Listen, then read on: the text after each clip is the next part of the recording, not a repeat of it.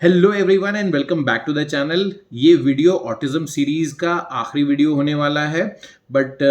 जैसा कि मैं देख सकता हूँ पहले के दो वीडियोस में आप सब ने इस टॉपिक को भरपूर प्यार दिया है और इसे उतना ही इम्पोर्टेंट बनाया है जितनी इम्पोर्टेंस के साथ मैंने इस वीडियो की शुरुआत की थी, इस सीरीज की शुरुआत की थी और इसे काफ़ी लोगों तक शेयर किया है। जिस लहजे से और जिस इम्पोर्टेंस से मैंने ये टॉपिक पे वीडियो बनाना शुरू किया था, तो thank you very much for all the viewers and the people who are still watching. ज़रा सा रिकैप कर ले पहले के दो वीडियोस पे कि हमने पहले के दो वीडियोस पे क्या बात की थी। ये जो कुछ पॉइंट्स मैं दिखा रहा हूँ इन पे हम ऑलरेडी चर्चा कर चुके हैं कि ऑटिज्म क्या है,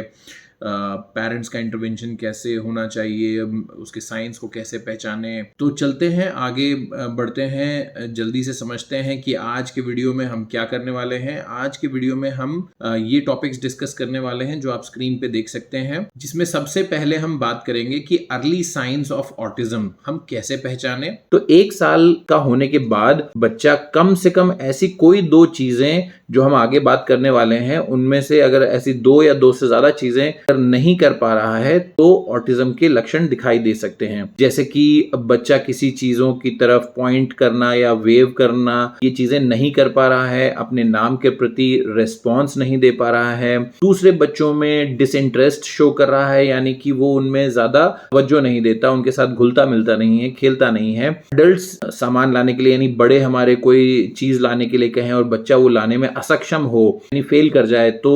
ऑटिज्म का साइन हो सकता है। बार बार अगर ऐसा रिपीट कर रहा है तो हमें बहुत ध्यान देना चाहिए। फेशियल एक्सप्रेशंस जो सामने वाला बना रहा है उसको इमिटेट करना यानी उसकी नकल उतारना, कई बार बच्चे ऐसा जरूर करते हैं। अगर ऐसा नहीं कर पा रहा है तो ये भी एक बहुत इंपॉर्टेंट साइन है। बच्चा अपने आप को सेल्फ इंजुरी कर रहा है, सेल्फ हार्म कर रहा है, जैसे हैंड बाइटिंग या अपने आप को ही मारना, इस तरह की प्रॉब्लम्स भी बच्चों में आ सकती है ऑटिज्म के दौरान। 1 साल का हो जाने के बाद भी बच्चे के अंदर अगर आवाज निकालने की क्षमता नहीं आ रही है या वर्ड्स नहीं बोल पा रहा है एक या दो, तो ये भी एक हमारा बड़ा साइन हो सकता है।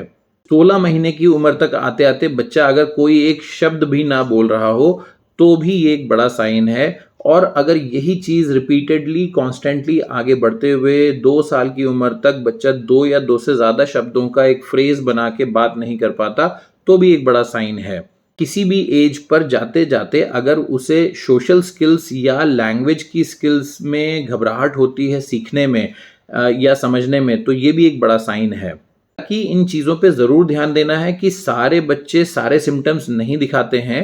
और हर बच्चा अपने आप में यूनिक है, तो उनका थेरेपी प्रोग्राम भी उनके हिसाब से ही टेलर होना चाहिए या केटर होना चाहिए या मोल्ड होना चाहिए। अब बात करते हैं इंपॉर्टेंस ऑफ डायग्नोसिस की, यानी शुरुआती स्टेजेस में हम इसे डायग्नोस करें, उसकी क्या इंपॉर्टेंस है, क्यों ये डायग्नोस जल्दी किया जाना चाहिए, उसके बारे में थोड़ा डिटेल में समझते हैं। तो पेरेंट्स को कभी भी घबराना नहीं चाहिए कि बच्चे में ऑटिज्म डायग्नोस हो गया है, क्योंकि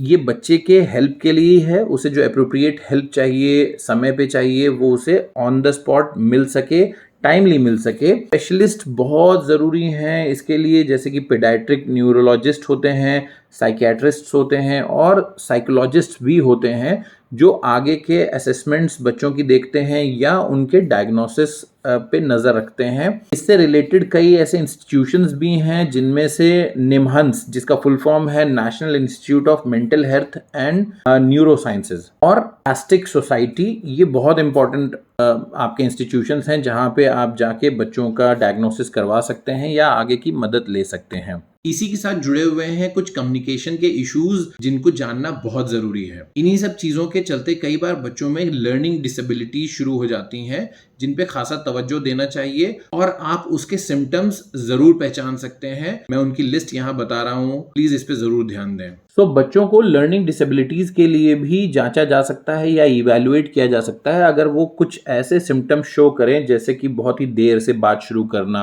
या प्रोनाउंसिएशन ना कर पाना, उसमें डिफिकल्टी होना, बच्चों की वोकैबुलरी ग्रोथ का बहुत ही स्लो होना या राइमिंग वर्ड्स अगर बच्चा नहीं समझ पा रहा है तो ये भी एक बड़ा साइन है। इसके अलावा जैसे कि बच्चे को अगर नंबर्स, लेटर्स या हफ्ते के दिन याद करने में दिक्कतें हो रही हैं, डिफिकल्टी आ रही है, तो ये भी एक बड़ा साइन है। बच्चा अगर बहुत ही डिस्ट्रैक्टेड है या बहुत ज़्यादा रेस्टलेस है, यानी हर समय चहल पहल रखता है, तो ये भी एक ज़रूर ध्यान देने वाली बात है कि ऐसे सिम्टम्स क्यों शो कर रहा है बच्चा। अगर वो अपने पीयर से यानी अपने दोस्तों से इंटरैक्ट करने में दिक्कतें महसूस होती है बच्चे को, तो ये भी एक लर्निंग डिसेबिलिटी का साइन है। बच्चे को अगर डायरेक्शंस फॉलो करना डिफिकल्ट महसूस होता है या कपड़े पहन के उसमें बटन बंद करना या और भी ऐसी कोई छोटी छोटी चीज़ें हैं कपड़े पहनने के दौरान जो आप जज कर सकते हैं कि बच्चा अपनी एज के हिसाब से वो काम नहीं कर पा रहा है, ये भी लर्निंग डिसेबिलिटी का एक पार्ट है। जब हम इतना सब कुछ जान गए ऑटिज्म के बारे में, तो हमें ये भी जानना ज़रूरी है कि अर्ली इंटरवेंशन कैसे किया जाए। यानी शुरुआती तौर पे हम इसे इंटरवीन करें, इसमें हस्तक्षेप करें और प्रिकॉशन की तरफ या केयर की तरफ कदम कैसे आगे बढ़ाया जाए। तो जब हम बात कर रहे हैं अर्ली इंटरवेंशन की, तो चाहे सिम्टम्स बच्चे में आए या ना आए, आपको कुछ चीज़ों का ज़रूर ध्यान देना है कि बच्चे में अर्ली स्टिमुलेशन करना है, यानी बच्चे की जो ललक है सीखने की या उसके अंदर जितनी भी एनर्जी है उसको चैनलाइज करें हम सही डायरेक्शन में, उसके gross motor, fine motor skills को, उसके सेंसरी ऑर्गन्स को, उसकी लैंग्वेज को, उसकी पहचानने की क्षमता को, सोशल स्किल्स जो बच्चे में डेवलप हो रही हैं उनको भी,